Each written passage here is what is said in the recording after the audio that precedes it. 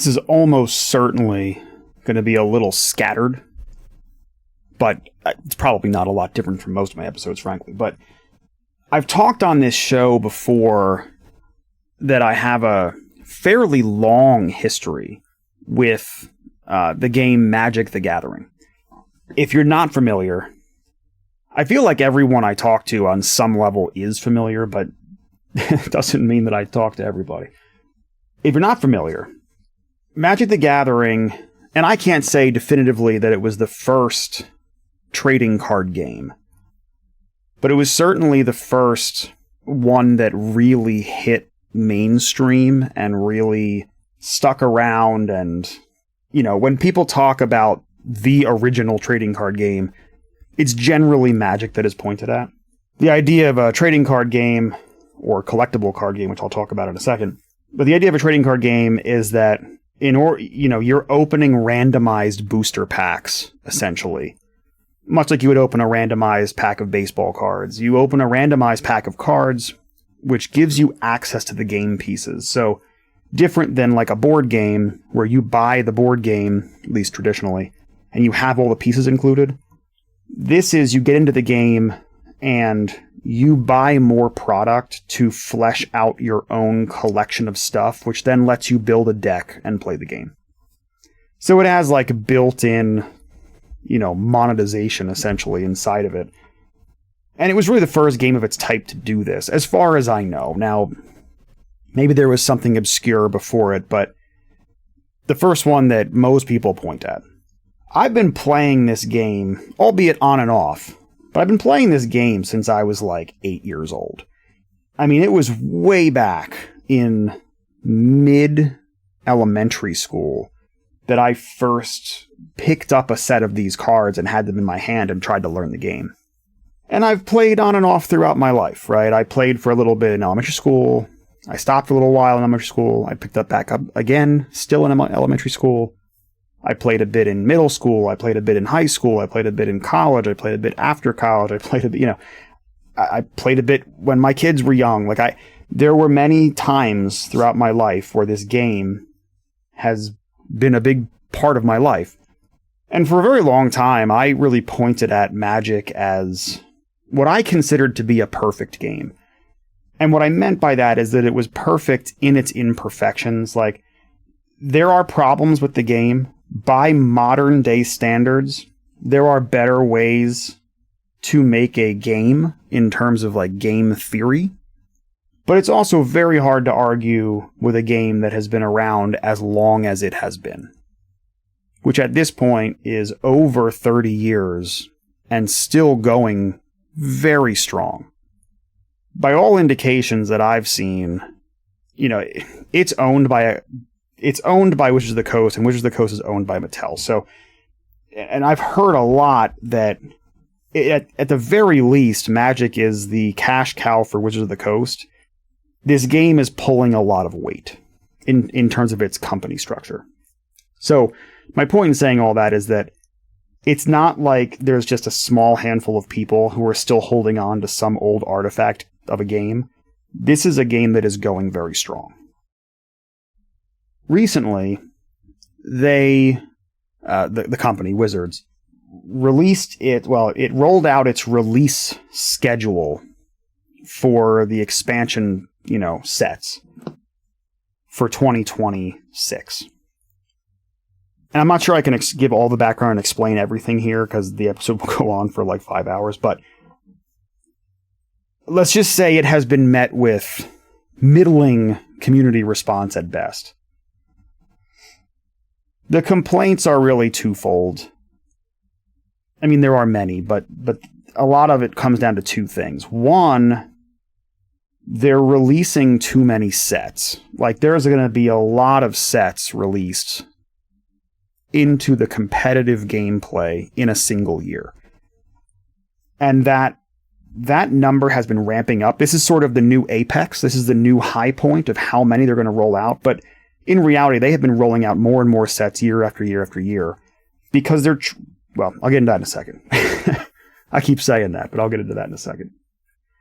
The other big complaint is that a lot of what they're rolling out is not their own intellectual property.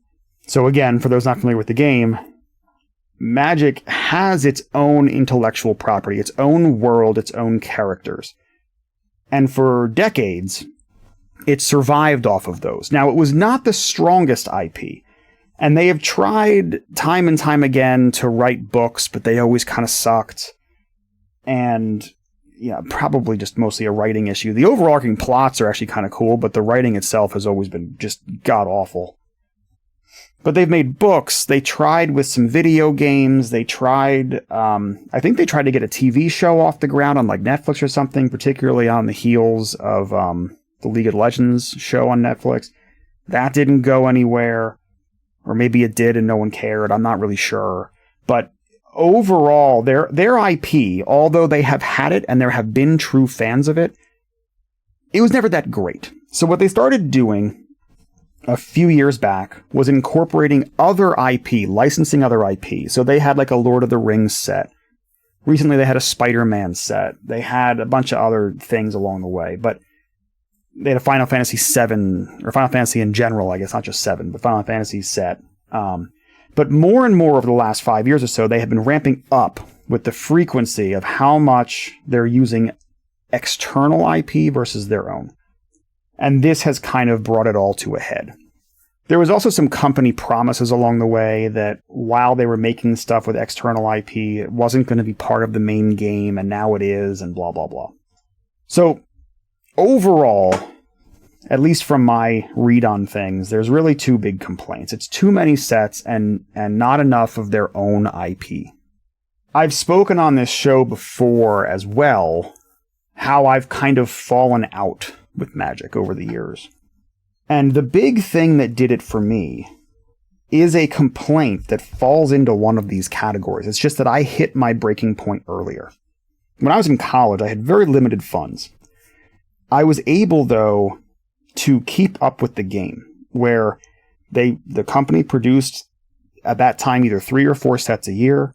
There was only a single product line. You just bought the booster packs. There weren't like all these specialty bullet booster packs and special this and limited edition that and blah, blah, blah.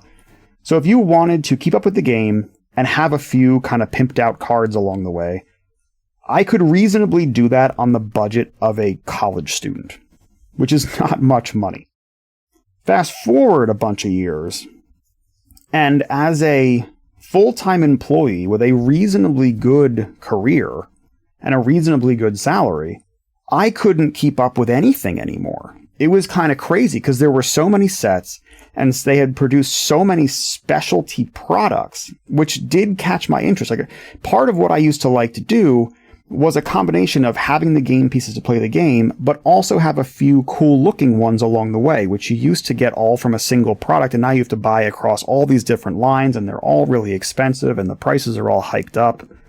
But my burnout on this game really came from a combination of too many sets, combined with too many products and too much inflation within those sets, right? I don't think it's a controversial statement to say that those in charge of Magic the Gathering, at least at a corporate level, have slanted in the direction of company interest over player interest. I know I felt that, and that's why I backed out. And my position for several years now, at least 3-4 years, because I was playing again a bit during kind of COVID lockdown times. And even at that time, it was pretty easy to keep up with the game. And then at a certain point, maybe around 21, it just spiraled out of control for me, where I couldn't even get the stuff I wanted anymore because there was too much of it. I think they saw the success of like mobile gacha games, because mobile gacha games rely on what they call the whales.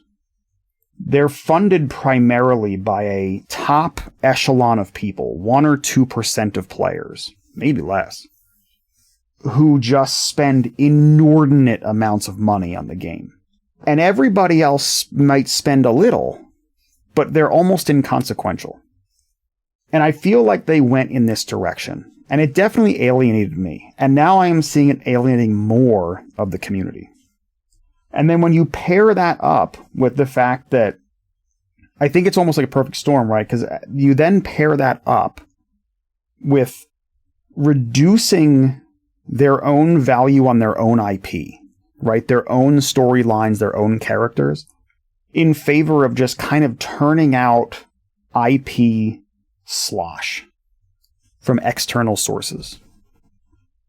Part of what I used to like about it, part of what originally drew me to the game was these kind of unique, quirky characters and cards. I mean, that's not the main reason I played, but I liked seeing that when I picked up cards. And I'm talking about, way back, maybe in the first 5 years worth of the game. I even found that there was kind of a golden era of Magic, in my opinion, right around 2010-ish, like plus or minus a few years, where like the game was really going strong, organized play was going really well, competitive play, it was really a good scene. And even then, I found that the sets were not as quirky or interesting or fun as maybe the ones were way back in the day. But even then, it was better. At least it was their own stuff. I don't know if I would have been drawn in the same way to a game where I could have Spider-Man fighting against some Star Trek character fighting against Frodo. Like, I like all those things. Well, I've never been a huge Trekkie, but, I like Lord of the Rings. I like Spider-Man. I love Marvel characters. Like, I like this stuff. But when you put it all in the same arena, it feels disposable to me. And I think that's the key, is that, like, as long as they were going with their own characters and their own IP, it felt like they were taking the thing seriously. And they had their own unique spin on things. Whereas now, it just feels like a disposable cash grab. And they're not even trying to hide it anymore. I don't think the game's going to collapse. I just think the type of people who play it are changing. One thing to kind of close this out, because I'm running a little longer than I meant to. I suppose I just went off on a rant on this one. But the other thing that happened kind of subtly along the way, and I'm not a huge semantics person, but I think that this particular semantic distinction is a important one to understand. In the beginning of Magic, it was considered a trading card game. The idea there being, it put emphasis on trading with your friends. It's a social thing. And it also helped keep your costs down. You'd buy a pack, maybe one of your friends wanted one of your cards, you wanted one of theirs. You don't have to go and buy another pack to get the card you want, you would trade. And there was emphasis on that. Over the years, they changed that vernacular, and it's now considered a collectible card game. And again, this sort of harkens out to these mobile gacha games, where what they found at some point along the way in gacha games is that people shouldn't be able to trade, because as soon as you let players trade, it's worse for the company trying to sell the product. And along the way, Magic became more of a collector's game than a players and trading game. And it's just one more piece that makes it double down on the idea that they're just trying to shovel you product. And I get it. They're a company. They need to make money. I understand that. There wouldn't be a game if there was no company. But I still think there should be more. They need to watch out for the players. And I don't think they are. I don't even think they're trying anymore. And it's I find it very upsetting, because this game has been a big part of my life, again, on and off. And these days, I can't even find it within myself to recommend it to anyone. Because I just find the state of affairs to be such the antithesis of the game that I grew up knowing and loving and playing and sharing.